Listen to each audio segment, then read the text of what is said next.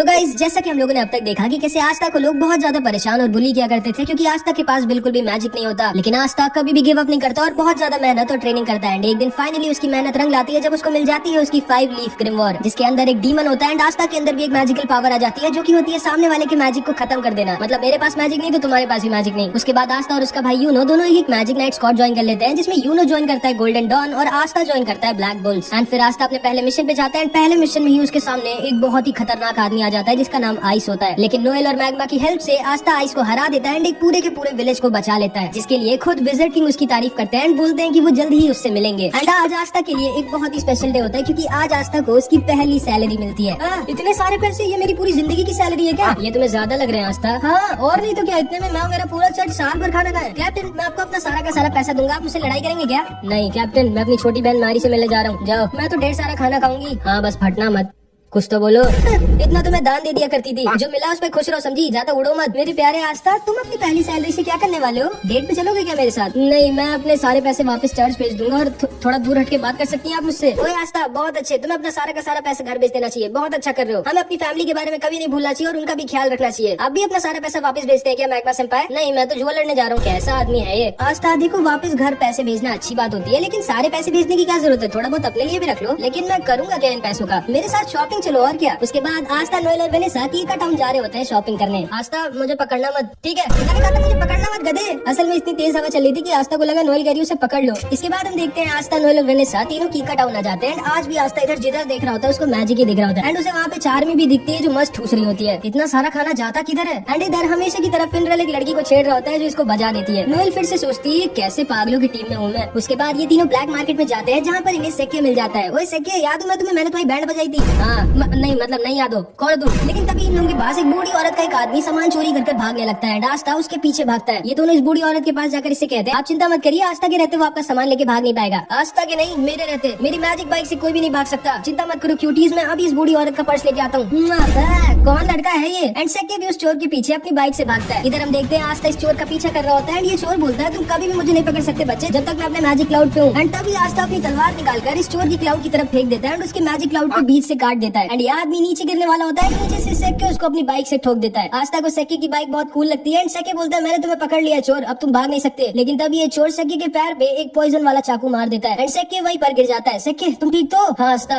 मैं भी, मेरे जाने का टाइम आ गया है, माफ करना, मैंने तुम्हें एंट्रेंस एग्जाम में धोखा दिया था। चुप रहे भाई, मैं कभी भी तुमसे गुस्सा नहीं था, तुम अभी भी मेरे दोस्त हो सेक्के। थैंक यू आस्था, लेकिन अब मुझे जाना होगा। क्या नाटक कर रहे हो, ये बस खुजली वाला पॉइजन है, लो अब ठीक हो जाओगे तुम। एंड इसके बाद सेक्के उस चोर को लेके अपने साथ वहाँ से चला जाता है। उसके बाद आस्था इस बूढ़ी औरत को उसका पर्स वापस कर देता है। अपना ध्यान रखिएगा दादी माँ। एंड आस्था, नोएल और वेनेसा इस बूढ़ी औरत को उसका सामान देकर वापस चले जाते हैं। एंड अभी ये बूढ़ी औरत अपना असली चेहरा दिखाती है, एक स्वॉर्ड जो कि सारे मैजिक को खत्म कर देती है। यामी की टीम में तो एक बहुत ही कमाल का मेंबर आया इस बार। एंड ये आदमी कोई और नहीं बल्कि असलियत में विज़र्ड किंग होता है। एंड इसने जैसा कहा होता है कि आस्था से मिलने आएगा, ये इसीलिए आस्था से मिलने आया होता है। सर आप फाइनली मिल गए मुझे, कहाँ हैं आप? अरे मैं तो बस ऐसे ही अपने किंगडम में घूम रहा हूँ मार्क्स, कम से कम बता कर तो जाया करिए सर, आप ऐसे नहीं गायब हो सकते, आप इस किंगडम के किंग है। ठीक है मार्क्स, मैं बस आ रहा हूँ वापस। लेकिन तभी विज़र्ड किंग को यूनो हवा में उड़ता हुआ दिख जाता है। मार्क्स मुझे थोड़ा सा और टाइम चाहिए। ठीक है सर, जल्दी वापस आइएगा। एंड विज़र्ड किंग यूनो की तरफ निकल जाते हैं। इधर हम देखते हैं यूनो, क्लॉस और उसकी एक टीममेट मिमोसा को मिशन मिला होता है सलीम का बॉडीगार्ड बनने का, जिसको यूनो ने एंट्रेंस एग्जाम में हराया था। हमेशा की तरह क्लॉस यूनो को देखकर मुंह बना रहा होता है। तभी सलीम कहता है वैसे यूनो मानना तो पड़ेगा, तुम भले ही एक नोबल फैमिली के नहीं हो, लेकिन तुम फिर भी बहुत ज्यादा स्ट्रांग हो और तुम्हारे पास एक 4 लीफ ग्रिमवॉर भी है। मे भी शायद तुम सच में फ्यूचर में विज़र्ड किंग बन जाओगे। फिर मैं अपने बच्चों से कहूंगा मैंने बचपन में विज़र्ड किंग के साथ लड़ाई की थी एंड वो एक दिन के लिए मेरे बॉडीगार्ड भी बने थे। वैसे तुम्हें कोई दिक्कत तो नहीं है ना मेरा बॉडीगार्ड बनने में? असल में मेरी जान के पीछे कुछ बहुत ही ज्यादा स्ट्रॉन्ग लोग पड़े हैं, इसीलिए मैंने तुम्हें एज अ बॉडीगार्ड चुना था। नहीं कोई दिक्कत नहीं है, बस दोबारा मुझे अपना बॉडीगार्ड मत चुनना। तभी मिमोसा बोलती है क्लॉस सेंपाई वो बादल थोड़े से अजीब नहीं है? हाँ मैं ऊपर देख कर आता हूँ। नहीं यूनो अकेले मत जाना, ये मेरा ऑर्डर है। लेकिन यूनो इसकी बात कभी सुनता ही नहीं है। यूनो ऊपर उन बादलों को देखने के लिए निकल जाता है, लेकिन तभी उसके ऊपर कुछ मैजिशियंस अटैक कर देते हैं। यूनो नीचे गिर जाता है, लेकिन तभी वो अपने विंड ईगल मैजिक से उन सबको हरा देता है। वो सब वहाँ से भाग जाते हैं। सलीम यूनो के पास आता है और उसे थैंक यू बोलता है उसको बचाने के लिए। उसके बाद वो उससे कहता है चलो ना यूनो तुम्हारे विलेज चलते हैं जहाँ पर तुम रहते थे, मुझे देखना है कि तुम्हारे जैसा स्ट्रॉन्ग लड़का कहाँ पर पला बड़ा हुआ है। पर सर ये हमारे मिशन में नहीं और फालतू में आपको अपना टाइम वेस्ट क्यों करना है? नहीं क्लॉस मेरे पास बहुत टाइम है, चलो हम लोग चलते हैं, मेरा मन है यूनो का होम टाउन देखने का। एंड फिर यूनो, क्लॉस, मिमोसा और सलीम यूनो के चर्च पे ऐसे ही घूमने आ जाते हैं। यूनो को देखकर सिस्टर लिली, फादर और सारे बच्चे बहुत खुश हो जाते हैं। आस्था नहीं आया क्या? नहीं वो बाद में आएगा कभी। इसके बाद ये सारे लोग यूनो के चर्च के अंदर बैठकर खाना खा रहे होते हैं। सिस्टर लिली बाहर जाती है वेल से सबके लिए पानी लेने, बट जब वो वापस आ रही होती है तभी उसको कुछ लोग किडनैप कर लेते हैं। यूनो को सिस्टर लिली के चिल्लाने की आवाज आती है एंड वो भागते हुए बाहर जाता है तो देखता है जिन लोगों ने यूनो पर पहले अटैक किया था वही सिस्टर लिली को किडनैप कर ले गए। सलीम बोलता है ये सब मेरी वजह से हुआ है, मुझे यहाँ आना ही नहीं चाहिए था, वो लोग मेरे पीछे पड़े थे एंड मेरी वजह से अब तुम्हारी फैमिली दिक्कत में है यूनो। ये दोनों यूनो का पैर पकड़कर रोने लगते हैं कि प्लीज सिस्टर लिली को बचा लो यूनो। एंड फादर भी तैयार हो जाते हैं सिस्टर लिली को बचाने जाने के लिए, लेकिन यूनो फादर से बोलता है नहीं आप यहीं पर रहिए और सबका ख्याल रखिए, मैं सिस्टर लिली को वापस लेकर आता हूँ। लेकिन तभी क्लॉस बोलता है नहीं तुम कहीं नहीं जाओगे यूनो, भूलो मत हमारा मिशन तुम्हारी सिस्टर लिली की नहीं बल्कि सलीम की प्रोटेक्शन करना है एंड यहाँ की लोकल पुलिस तुम्हारे सिस्टर लिली को बचा लेगी, चिंता मत करो। अब आओ बैठो मेरे साथ, हम लोग वापस जा रहे हैं। मैक्स बोलता है पागल हो क्या तुम, यूनो हमारी सिस्टर लिली को ऐसी छोड़ के नहीं जा सकता। क्लॉस बोलता है ये मेरा ऑर्डर है यूनो, जल्दी आके बैठो हम जा रहे हैं यहाँ से। लेकिन यूनो तो स्टार्टिंग से इसकी बात नहीं सुनता है, यूनो इसको इग्नोर कर वहाँ से निकल जाता है सिस्टर लिली को बचाने। यूनो के सामने 3 स्ट्रॉन्ग मैजिशियंस आते हैं, यूनो आसानी से इन सबको हरा देता है, लेकिन चौथे वाले ने सिस्टर लिली को एज अ हॉस्टेज लिया होता है एंड इसीलिए यूनो इसके ऊपर अटैक नहीं कर सकता था। ये यूनो से कहता है चुपचाप मेरे को अपनी ग्रिमवॉर दे दो बच्चे, अगर तुम अपनी सिस्टर लिली की सलामती चाहते हो। एंड यूनो के पास कोई भी ऑप्शन नहीं होता, वो सिस्टर लिली को बचाने के लिए अपनी ग्रिम वॉर इसको देने वाला होता है, लेकिन तभी चुपके से क्लॉस पीछे से अपने मैजिक से इस आदमी के ऊपर अटैक कर उसको बेहोश कर देता है। यूनो क्लॉस से कहता है आप यहाँ क्या कर रहे हो? कुछ नहीं, बस इतनी बेइज्जती करवाने के बाद भी बेशर्मों की तरह तुम्हारी मदद करने आया हूँ मैं, और क्या। आखिर तुम कभी मेरा ऑर्डर क्यों नहीं मानते हो यार? यूनो इससे पूछता है कि आखिर इन लोगों ने सिस्टर लिली को क्यों किडनैप किया, जिसपे क्लॉस बोलता है मुझे पहले से ही सलीम पे शक था, वो एक नोबल होने के बाद भी इतने छोटे से विलेज में आकर तुम्हारे चर्च पर खाना क्यों खाएगा। कहना क्या चाहते हो आप? यही कि ये सारे के सारे सलीम के पीछे नहीं पड़े बल्कि ये सब सलीम के आदमी है एंड ये सारे लोग सलीम के पीछे नहीं बल्कि तुम्हारे पीछे पड़े थे ताकि ये तुम्हारी ग्रिम वॉर तुमसे ले सके। एंड फिर मिमोसा अपने मैजिक से सलीम के मुंह से उसका सारा सच बाहर निकलवा लेती है। सलीम बोलता है ये सब मैंने यूनो से बदला लेने के लिए किया था, मैं उससे उसकी ग्रिम वॉर छीन लूंगा क्योंकि उसकी वजह से मैं एंट्रेंस एग्जाम में फेल हो गया था और इसीलिए मैंने यूनो को अपना गार्ड चुना था ताकि मैं उसके ऊपर अटैक करवाकर उसकी ग्रिम वॉर उससे छीन सकूं। मैं तुम्हें छोड़ूंगा नहीं यूनो। जिसको सुनकर सिस्टर लिली गुस्सा हो जाती है एंड सलीम को एक वाटर पंच मारकर सुला देती है एंड सलीम का प्लान पूरी तरह से फेल हो जाता है। चलो ठीक है, अब तो तुम लोग पकड़े ही जा चुके हो, अब ये बताओ तुम लोगों का लीडर कहाँ छुपा बैठा है। लेकिन इन सबको पता ही नहीं होता है कि इनका लीडर कहाँ पर है, क्योंकि इनके लीडर को पहले विजिट किंग ने पकड़ लिया होता है एंड वो फर्स्ट विजिट किंग के स्टैचू के सामने मस्त लेट कर आराम कर रहे होते हैं। आप कहाँ है सर? जानते हैं कितना काम बचा हुआ है और आप यहाँ मजे में सो रहे हैं? आ रहा हूँ बाबा आ रहा हूँ। एंड इसके बाद यूनो और सारे लोग दोबारा से चर्च में हंसी खुशी खाना खाते हैं, फिर वो सब वापस निकल जाते हैं। अगले दिन विलियम यूनो की टीम की तारीफ करता है, मुबारक हो विजिट किंग ने तुम लोगों की तारीफ करी है एंड हमें सलीम की नोबल फैमिली के खिलाफ और भी कई गंदे कामों के लिए सबूत मिल गए एंड अब हम सलीम की फैमिली के ऊपर स्ट्रिक्ट एक्शन लेंगे। सर आप पहले से जानते थे कि ये सब हम लोगों के साथ होगा? हाँ, और इसीलिए मैंने यूनो को अकेला नहीं बल्कि तुम दोनों को इसके साथ भेजा था। अब जाओ आराम करो, तुम लोगों ने अच्छा काम किया। एंड फिर ये तीनों वापस जाने लगते हैं। क्लॉस यूनो से बोलता है यूनो अगली बार तो मेरी बात मानोगे ना?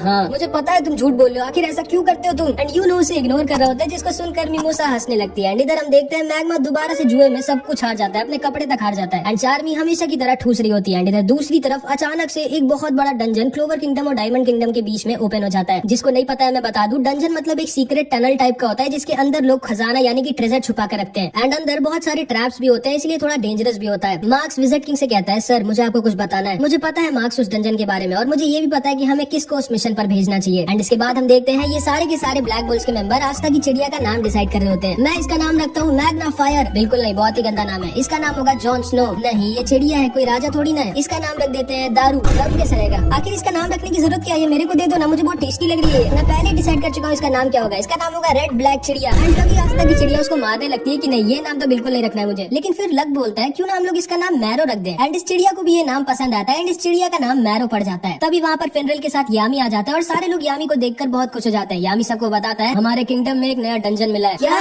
एक नया डंजन? वाओ, एक नया डंजन। लेकिन वो होता क्या है? जब तुम्हें पता ही नहीं है डंजन क्या होता है तो तुमने वाओ क्यों बोला? बस ऐसे ही। और ब्लैक बुल्स को जाना है उस डंजन को एक्सप्लोर करने। यामी सर मैं जाना चाहूंगा। हाँ आस्था, तुम्हें जाना ही पड़ेगा क्योंकि विजिट किंग खुद चाहते हैं कि तुम जाओ। क्या विजिट किंग? लगता है विजिट किंग सर को मैं बहुत ज्यादा अच्छा लगने लगा हूँ एंड ऐसे ही चलता रहा तो अपने बाद वो मुझे विजिट किंग बना देंगे। याहू। नोएल तुम भी आस्था के साथ जाओ, ये एक अच्छा एक्सपीरियंस होगा तुम्हारे लिए। और हाँ, तुम दोनों के साथ जाएगा लक, इन दोनों का ख्याल रखना। ठीक है सर, लेकिन वहाँ पर हम पर कोई अटैक तो करेगा ना हमें जान से मारने के लिए? नोएल मन में सोचती है नहीं, इस पागल के साथ नहीं जाना चाहती मैं जिसको लड़ाई से ज्यादा कुछ नहीं पसंद है। लेकिन आखिरी में ये तीनों फिनरल के साथ उस डंजन के पास आ जाते हैं जिसे इन लोगों को एक्सप्लोर करना है और उस ट्रेजर को ढूंढना है जो इसके अंदर छुपा हुआ है। आस्था, नोएल और लक उस डंजन के अंदर घुस जाता है। नोएल को बहुत ज्यादा डर लग रहा होता है। नोएल ध्यान से चलना, गिरना मत, चुप रहो गधे, मुझे मत सिखाओ, भूलो मत मेरा नाम है नोएल सिल्वा, सिल्वर फैमिली की, मैं नहीं गिरूंगी। एंड तभी नोएल फिसल के गिर जाती है एंड उनके लैंप को तोड़ देती है। लेकिन इस लक को अंधेरे में भी दिखता है एंड उसके साथ ये लोग डंजन के अंदर आ जाते हैं जहाँ पे लक अपने आप ही सारे के सारे क्रैप्स फोड़ रहा होता है मजे के लिए एंड आस्था सबको खत्म कर रहा होता है। एंड लक अपने मैजिक से पूरे के पूरे डंजन को स्कैन मारता है एंड तभी उसे पता चलता है कि उन लोगों को कोई चुपचाप देख रहा है, वो लोग यहाँ पर अकेले नहीं है। एंड लक आस्था नोएल से कहता है तुम लोग अपना ध्यान रखना, ठीक है, मैं बस 1 मिनट में आया। एंड वो अपने मैजिक से उस आदमी के पीछे निकल जाता है जो उन लोगों को चुपचाप देख रहा था। ये कहाँ चला गया हम दोनों को यहाँ पे अकेला छोड़ के? मुझे पहले से ही पता था यामी सर गलत कर रहे हैं इसको हमारे साथ भेज के। लेकिन तभी नोएल रियलाइज करती है कि वो और आस्था तो अकेले हैं एंड नोएल को तो आस्था थोड़ा पसंद है, तो वो थोड़ा शर्मा कर वहाँ से भागने लगती है। लेकिन तभी वो एक बहुत ही बड़े ट्रैप पे पैर रख देती है एंड उसके सामने एक कार्निवोरस प्लांट निकल आता है जो नोएल को पकड़ लेता है। आस्था नोएल को बचाने की कोशिश करता है लेकिन आस्था को भी वो पकड़ लेता है एंड इन दोनों को ये पेड़ खाने वाला होता है। लक इधर इस आदमी का पीछा कर रहा होता है और नोएल आस्था की जान खतरे में होती है। आस्था सोचता है कि वो क्या करे, उसे जल्दी कुछ करना होगा वरना ये दोनों मारे जाएंगे। लेकिन तभी पीछे से कुछ अटैक्स आते हैं जो आस्था और नोएल को बचा लेते हैं और उस प्लांट को भी खत्म कर देते हैं। नोएल सोचती है कि आखिर इतना स्ट्रॉन्ग अटैक किसका है। फिर इधर हम यामी को देखते हैं जो कहता है अच्छा हाँ याद आया, मैं तो आस्था को बताना ही भूल गया कि उसके साथ कुछ गोल्डन डॉन के मेंबर्स भी रहेंगे। एंड अब तो तुम लोग समझ गए होगे कि आस्था को कौन आया होगा बचाने। जी हाँ, कोई और नहीं उसका भाई यूनो। हमारा हिसाब बराबर हुआ आस्था, तो तुम हो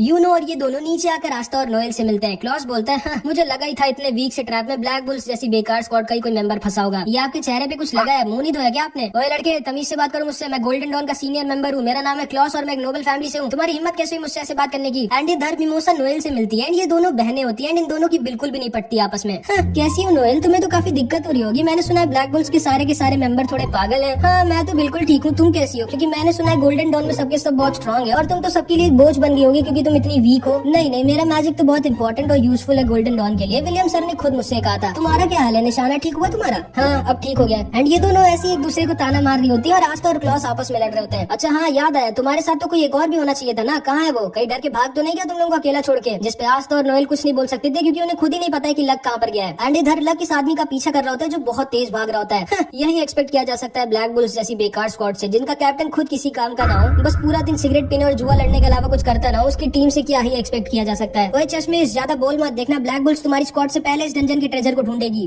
सपने में पहले अपने टीममेट को तो ढूंढ लो, उसके बाद ट्रेजर को ढूंढना। चलो यूनो और मिमोसा। एंड फिर यूनो मिमोसा और क्लॉस निकल जाते हैं ट्रेजर को ढूंढने। आस्था नोएल से कहता है जल्दी चलो, हम हार नहीं सकते इन सबसे। एंड ये दोनों भी निकल जाते हैं ट्रेजर को ढूंढने लेकिन इन लोगों को बाहर जाने का रास्ता ही नहीं मिल रहा होता है। तभी मैरो उड़ती है और इन लोगों को बता देती है लो ये रास्ता है, चलो निकलो यहाँ से। एंड ये दोनों भी वहाँ से निकल जाते हैं। इधर हम देखते हैं विज़र्ड किंग को एक सोल्जर बताता है कि डायमंड किंगडम ने भी कुछ मैजिक नाइट्स को डंजन को एक्सप्लोर करने के लिए भेजा है। लेकिन क्यों? जब वो डंजन क्लोवर किंगडम में खुला है तो डायमंड किंगडम के लोग क्यों आए? सर हमें जल्दी से कुछ करना चाहिए। चिंता मत करो मार्क्स, मैंने कुछ बहुत ही ज्यादा स्ट्रॉन्ग लोगों को उस डंजन में भेजा है, सब ठीक होगा। एंड विज़र्ड किंग ने बिल्कुल सही कहा होता है क्योंकि लक ने इधर अकेले ही सारे के सारे डायमंड किंगडम के मैजिक नाइट्स को हरा दिया होता है। एंड सिर्फ एक आदमी बचा होता है जिसका नाम लोटस होता है। हाँ तो मैं देख सकता हूँ तुम काफी स्ट्रॉन्ग हो बच्चे, तुमने तो अकेले ही मेरे सारे के सारे चेलों को हरा दिया। हाँ लेकिन तुम्हारे चेले बहुत वीक थे, तुम तो स्ट्रॉन्ग हो ना, क्योंकि मैं अभी किसी स्ट्रॉन्ग आदमी से लड़ने के लिए मर रहा हूँ। हाँ मैं स्ट्रॉन्ग तो हूँ लेकिन मैं यहाँ से भाग रहा हूँ क्योंकि मेरा लड़ने का मन नहीं अभी। लेकिन तभी लक इसके ऊपर अटैक कर देता है एंड लोटस अपना मैजिक दिखाता है जो कि होता है स्मोक मैजिक। तो तुम्हारे पास लाइटनिंग मैजिक है एंड तुम्हारी रूप से मुझे पता चल रहा है कि तुम ब्लैक बुल्स के मेंबर हो। मैं बता दूं कि मैं आज तक सिर्फ एक आदमी से ही फाइट में आ रहा हूँ जो कि तुम्हारा कैप्टन यामी है। कोई बात नहीं, आज तुम दूसरी बार हारोगे, अब आओ लड़ो ना मुझसे। लेकिन तभी अचानक से लक को कुछ अजीब सा लगता है। हाँ लगता है मेरे पॉइजन ने असर दिखाना स्टार्ट कर दिया। असल में इस पूरे टाइम लोटस हवा में अपनी मैजिक से एक पॉइजन रिलीज कर रहा होता है जिससे सामने वाले की स्पीड बहुत ज्यादा कम हो जाती है और सामने वाले को चक्कर भी आते हैं। एंड उस मैजिक की वजह से लक को भी चक्कर आने लगते हैं एंड वो वहाँ पर गिर जाता है। अब तुम आराम करो बच्चे, मेरे पास बहुत काम है, मुझे अपने लीडर को भी ढूंढना है। एंड ये कह के लोटस वहाँ से जाने लगता है लेकिन तभी लक दोबारा से इसके ऊपर अटैक कर देता है एंड इस बार वो पिछली बार से भी ज्यादा फास्ट होता है। कैसे? आखिर ये बच्चा अभी भी इतना तेज कैसे है? जिसपे लक बोलता है मेरे पास लाइटनिंग मैजिक नहीं है, मैं खुद लाइटनिंग हूँ और तुम बिजली को कितना भी स्लो कर लो आखिरी में वो रहेगी फास्ट ही। एंड तुम जा कर रहे हो, अभी तो हमारी लड़ाई शुरू भी नहीं हुई। एंड इधर हम देखते हैं क्लॉस मिमोसा और यूनोस डंजन के ट्रेजर गेट के पास पहुंच जाते हैं जहाँ पे उस डंजन का ट्रेजर रखा है। लेकिन तभी अचानक से लोटस का लीडर मिमोसा को पीछे से इंजर्ट कर देता है। कौन है तुम? सामने से हटो मेरे। इस लड़के का नाम मार्स होता है एंड ये डायमंड किंगडम का प्रिंस होता है एंड ये बहुत ही ज्यादा स्ट्रॉन्ग होता है, आइस से भी ज्यादा स्ट्रॉन्ग। एंड इसके पास डायमंड मैजिक होता है। मिमोसा अपने आप को हील करने लगती है। यूनो और क्लॉस साथ में से लड़ रहे होते हैं लेकिन ये अकेला इन दोनों पर भारी पड़ रहा होता है। क्लॉस यूनो से बोलता है यूनो जल्दी मिमोसा को लेकर यहाँ से निकलो, मैं इसको रोक कर रखता हूँ। लेकिन आप अकेले इसके सामने नहीं टिकोगे, ये बहुत स्ट्रॉन्ग है। मैं जानता हूँ इसके सामने मैं नहीं टिकूंगा ना, तो हम दोनों साथ में इसके सामने टिकेंगे। लेकिन अभी हमें मिमोसा को बचाना होगा। तुम जल्दी से मिमोसा को यहाँ से लेकर निकलो और वापस बैकअप लेके आना। हम इस डंजन के ट्रेजर को डायमंड किंगडम के हाथ में नहीं लगने दे सकते। मैं एक डिकॉय की तरह इसको रोक कर रखता हूँ, तुम जल्दी जाओ और बैकअप लेके आना। लेकिन यूनो फिर से इसकी बात नहीं सुनता और कहता है नहीं, हम लोग एक टीम बनकर आए थे और हम लोग जाएंगे भी एक टीम बनकर। लेकिन मैं बता दूं कि यूनो अभी इसको अकेला नहीं हरा सकता क्योंकि ये बहुत ही ज्यादा स्ट्रॉन्ग है। एंड इधर हम देखते हैं कि इस आदमी ने धोखे से लक को पकड़ लिया होता है। ठीक है बच्चे, अब तुम्हारा मरने का टाइम आ गया है। एंड आस्था और नोएल भी इधर ट्रेजर को ढूंढ रहे होते हैं। एंड इसके